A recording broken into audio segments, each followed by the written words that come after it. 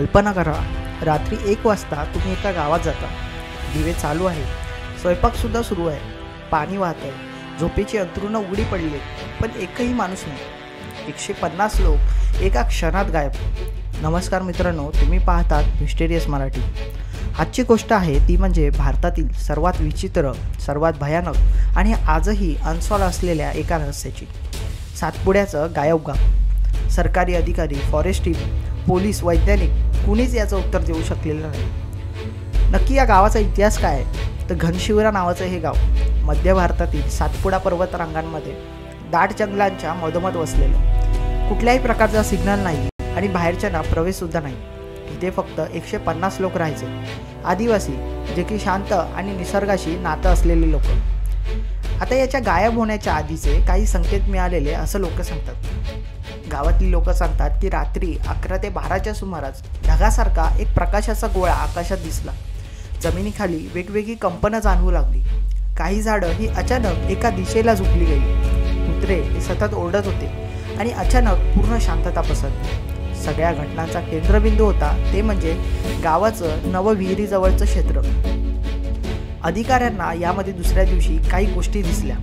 यामध्ये सरकारी पथक हे गावात पोचलं आणि त्यांना दिसलं ते म्हणजे दिवे चालू, जेवण वाढलेलं होतं. काही घरामध्ये भाजी गॅसवरती तशीच होती. ताटात भाकरीसुद्धा वाढलेली होती. तर काही मुलांचे खेळणे हे जमिनीवरती पडलेली होती. म्हणजे लोक अचानक उठले आणि निघून गेले. जिथे पण जेवण अर्धवट सोडून असं कोण जातं? पथकाने केलेली तपासली यामध्ये एक गोष्ट जाणवली की पोलीस आणि फॉरेस्ट अधिकारी गावाच्या बाहेर गेले आणि तिथे काही विचित्र पाऊलखुणा दिसल्या. पाऊलखुणा मनुष्यासारख्या, पण आकार हा साधारण 12 ते 15 इंच. एका व्यक्तीच्या नाही तर 5-6 वेगवेगळ्या पाऊलखुणा.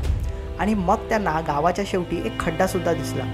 20 फूट खोल खड्डा, ताजे मातीचे ढिगारे, काही लाकूड आणि दगडांचे तुकडे, जळण्याचे निशाण आणि जमिनीवरती 5 ते 6 खोल तडे.